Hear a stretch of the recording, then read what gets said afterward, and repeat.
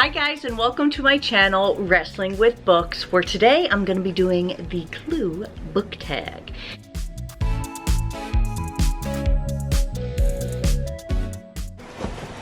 After I move the tripod. Okay, I was tagged in this by Heather at the Disney Housewife, and whenever I do a tag video, I've been doing them on my other channel, Wrestling with Disney, for a while, and I like to never prepare. I like to kind of just answer them on the fly, see what comes to mind. So you might see me looking through my Goodreads on my phone and things like that as we do this. But this tag was created by the Bookish Bryants and the Bookish Knitter. Heather thought of this video and thought it was a lot of fun, and what it does is it takes different prompts based on the setting, theme, and characters in the movie Clue. So we're gonna be answering some book questions based on that. So the very first question in this tag was Mr. Green, a book that takes place in the UK. And I immediately thought of a book I read recently, a middle grade book called Premeditated Myrtle, a Myrtle Hardcastle mystery. Sounds hilarious, maybe even a little ridiculous, but it is so good and, I don't know, just cozy. Sometimes reading those middle grade novels can be really pleasing. And what I liked about this one is that it wasn't dumbed down. It wasn't like just because Myrtle was a younger girl that these cases were dumbed down. I mean, this was a murder mystery, and Myrtle was a really smart and strong heroine. So she lives in London, and this first case was about her next door neighbor. Myrtle does not have a mother. It's herself, her dad, and her governess, and she believes there is some attraction between her governess and her father, but neither of them will say anything about it. So that's what those are the cast of characters for this first case. Of course, since Myrtle is just a young girl, her father does not encourage this behavior from her, and often has to try and tell Ada, her governess, to kind of like reel Myrtle back in. So that's part of the tension as well. There are 3 books so far. I've only read the first, but I am hoping to read more of them soon. The next book is Colonel Mustard. Colonel Mustard. Oh, I remember that yellow piece. Did you have the pieces that look like sorry pieces when you played Clue? Or were they, because I imagine they've changed them now, but that's what it looked like back in the day, and there was the little envelope pouch and things. Oh, just so nice to think about. But this prompt is for a book featuring a character in the military, and for that I'm gonna pick The President's Daughter by James Patterson and Bill Clinton. I love their books. There's only 2 of them, but this is the second one, and it deals with a former president who has just finished. He only was elected for 1 term. That term is done, and he goes to his home, I believe in Vermont, and his daughter is kidnapped, and it is government related. You know, not our government, but it is an act for political war. Does that sound right? You know, it has to do with the fact that he's the president and she's the president's daughter. It wasn't just a coincidental thing. And you see a lot of how his military background, the former president, and his military instinct alters and affects the decisions that he makes in this. The president's name in this, I believe, is Keating. Michael Keating. I keep thinking it's Michael Keaton. Keating. This is what happens when you don't research ahead of time. You're kind of just going, you're doing like your limericks and your little play on words of how you remember things. So, ooh, next is Miss Peacock, a book that you feel is patriotic. None of us ever wanted to be Miss Peacock, right? Everyone wanted to be Miss Scarlet. Let me know if the same was in your household, or if people you would play Clue with. So I'm gonna look through all of my books here on Goodreads and see if I can come up with a good patriotic book, because one's not coming outright. I really can't find a good patriotic book. I went through like my entire read forever list on Goodreads, and I mean, I could say Ragtime. You know, it takes place in America between the turn of the century and the First World War. But I didn't really like it. I read it in college. And then I was like, oh, you know what's my perfect time frame in America? Anna Green Gables. I'm like, Nina, that's not in America. That's in Canada. And then I was like, what about Princess Diaries? That's the American dream, right? Finding out you're the princess of another country. So I don't have good patriotic book selections, but those are the ones I considered in my mind. So I'm sorry, Miss Peacock, to have let you down there. But next is Mrs. White, a book where the main character is part of the household staff. So immediately I'm thinking of The Help, of course. I mean, what a great book that was. I'm already thinking of the chocolate pudding pie. Let me know down below if you know what I am talking about there. The Help is a terrific book. It's actually one that I've kept on my shelves because I enjoyed reading it that much. And it's one of those books where, for me at least, I like the book so much more than the movie. When you have a book that is that good, you just want as much of it as possible. And with books, you just get more than you do with the films. If you have never read The Help before, it is about 22-year-old Skeeter, who, there he goes, there's Buster, who has just graduated from Ole Miss, and it's 1962 Mississippi. And basically, she still is finding the pressures to get married and do what women are expected to do despite her having this degree. So when Skeeter's back, she normally would confide in Abilene, the Help, her household maid, but she's no longer there. So she goes to look for her. Abilene also has her close friend Minnie, who works for a nasty woman, which is when that pudding pie comes into play. So anyway, I got caught up in the reviews. The Help is about a story of those three different perspectives and maybe coming to understand them all better. The next prompt is for the library. It was in the library, and it is to pick a book about books. And for this, I'm going to be picking Camino Island by John Grisham. I first listened to this on audiobook, and it is one of my favorites. There is a sequel, Camino Wins, and it is about aspiring, and she is an author, but she's in between two books, and she's struggling for money, and her name is Mercer, and she is selected to go undercover to find to Camino Island, where there is this bookshop owner who they believe has stolen first editions of some very famous books. I'm talking about like F. Scott Fitzgerald, some really impressive books. And what was fun about this book was seeing more into first edition books and collecting them, stealing them, all of that, selling them. It was really fascinating. But at the same time, you also got these small town vibes from being in Camino Island. You got the bookshop atmosphere. It covers so many bases. I think if you haven't read John Grisham before, because maybe you're turned off by some of the themes or settings, going into this one where it is so heavily book focused, I think you'll really like it. He had mentioned in an interview that it was his wife who mentioned that he should get into, I guess, the idea of first edition books and thievery behind it and whatnot. And thank you, Miss Grisham, for that, because, oh, I love these books. I love them. After the library, we have The Kitchen, a book that is a culinary mystery. And I think I have to give it to Joanna Fluke. I think the only book I've read of hers was Chocolate Chip Mystery or Chocolate Chip Murder Mystery. I'll have the book up here. But to me, she is the person who I associate with baking mysteries and mysteries that are around food and so heavily focused on coziness. So maybe somebody else made the bakery mystery, more mainstream, but to me it is her.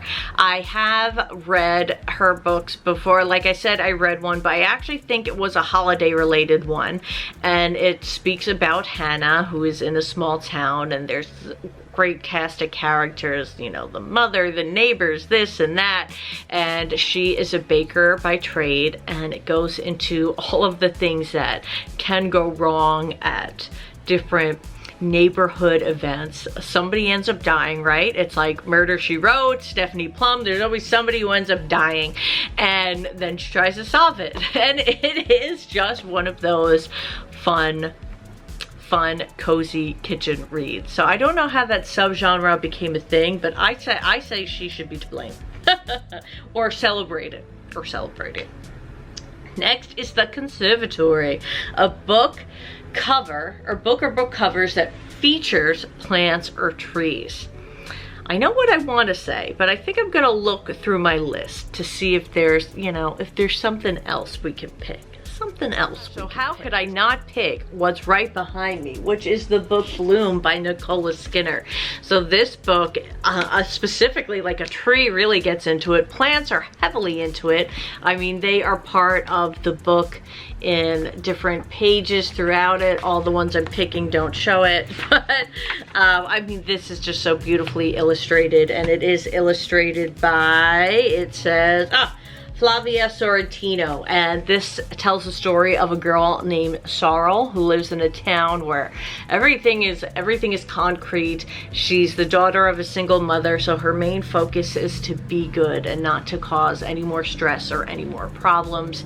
And she finds a packet of seeds that say on it that, you know, if you plant the seeds, you will have all the answers you are seeking to life. And it ends up not being, that's not exactly what it says, but you know. So of course, things like that are never that cut and dry, and there's lots of plants and trees and beautiful illustrations. Really great book, one that you could read with your children. The next prompt is Hall, a book that takes place in a mansion. For this, I have to go with Truly Devious by Maureen Johnson, because this is one of the books where the home and the setting feel like a character. Of course, in Truly Devious, this tells the story of Stevie, who is a student, and she gets to go to this special academy. And the academy used to be the home of a very famous billionaire, maybe millionaire. I don't exactly know that offhand. The academy has students who have really special skills and special niches and interests, and the academy ends up having such a big role in the mysteries that follow. There are 4 books in it. I've read the first 3, and in each of them, the different dorms, the property, the grounds, the homes, really, there's one big mansion and home, and then there's different buildings and whatnot, kind of like at a regular dormitory. And what's the word I'm looking for? I don't know. But I'm not feeling this video. I feel like I suck. Ellingham. So Ellingham Academy really feels like a character of its own. It's gonna follow you through every book. There's gonna be secrets about Ellingham, nooks, crannies, so much to discover, and the layout of it is just so important to the novel itself. So for a book that takes place in a mansion, I had to pick Truly Devious by Maureen Johnson. Ooh, Candlestick, a book that takes place or was published prior to 1802. I'm gonna have to pause while I find this one. I am going to cheat, and I'm just gonna say Romeo and Juliet, or any Shakespeare book. You pick it. You take your pick. I'm not good with time frames, you know? Some books I'll read and I'll be like, I have no idea when this takes place. So Shakespeare, yes, Shakespeare. The next prompt is for The Revolver, a book featuring a police officer. I feel like I read one quite very recently that had a police officer. So let's take a look, see. You know, it'd be nice to pick something. Oh yeah, Last Seen Alone by Laura Griffin. I mean, this was cool because it was a police officer and a and a lawyer. So it tells the story of a police officer, Brendan, who is looking for, he has a missing person case, and the only thing found in the missing person's vehicle is the business card of a lawyer. The lawyer, Lee, she specializes in cases where maybe there's an abusive ex, or sometimes there's like revenge porn, stalking, bad stuff like that. The two of them end up working together and getting feelings during this case. But if you're looking for, you know, cops and things like that, this book definitely has it. I read it on audiobook, and I included it in a vlog I recently did on this channel. If you want to be part of the experience together. The next prompt for this, I know, I don't know what's with me today. So, you know, sometimes you feel it and you're like, I'm doing this video and it's great. And other times you're like, but, you know, I said I wanted to wing it, so here we go. Wrench, a book with a skilled trade. Now, what makes a skilled trade different than a trade? So I'm gonna Google it. What makes a skilled trade? What is? I'll do what is. So we'll have this be really like cut and dry for me, you know, idiot's guide. What defines a skilled trade? An occupation that requires skilled labor, such as a carpenter, baker, plumber, or electrician. Okay, I can work with that. So, a book that requires, but the book doesn't require it, but somebody in the book has it. And my selection is, these prompts are tough. Okay, so before I give my answer, just like hear me out. There aren't enough books about plumbers and all of these skilled trades, but they did mention baking. And so with baking, I actually am thinking about, may not be what you think I would think about with baking, but I'm thinking about Marissa Meyer's Heartless. Okay, if you've read this book, you know why I'm thinking about it. If you haven't, you're like, why? Isn't that the book that is a retelling on, or an origin story of the Queen of Hearts? And yes it is. And in this book, when you get to learn about the Queen of Hearts and her upbringing, you learn about her passion for baking and how that is really what she wants to do and pursue. Baking and the things she makes come up throughout the novel, and that's why I thought of this one for this prompt, for the trade and skill of baking. There's one more prompt for this tag, and it is Dagger. So what could it be with Dagger, you know? But it is a book where a realistic murder takes place, and I think that's the key word here, realistic. I mean, I did say earlier, though, what I liked about premeditated murder was that, I know it sounds funny saying that, is that it felt realistic. I really love the Women's Murder Club series by James Patterson. There he is again. But those always do feel like, I guess, more realistic murder mysteries. So maybe I could just say that whole series. I have read up to the 6th one, so I could go back and read some more. Ooh, and another book I'm gonna pick is After Anna by Lisa Scottoline. So After Anna is by Lisa Scottoline. She has a lot of good mystery and suspenseful novels, but she also has some really funny nonfiction short story collections that she's written as well. I totally recommend. In this book, Maggie and her daughter, they had been estranged, and she comes to live with them, and their whole world is upside down, and Noah, her husband, ends up being accused for Anna's murder. And so it's all about, what do you do? How are they going to get out of that? How it's just the grieving of losing her daughter, but having her husband, you know, falsely accused, and all that. It's such a whirlwind story. It goes through, you know, before it happens and after.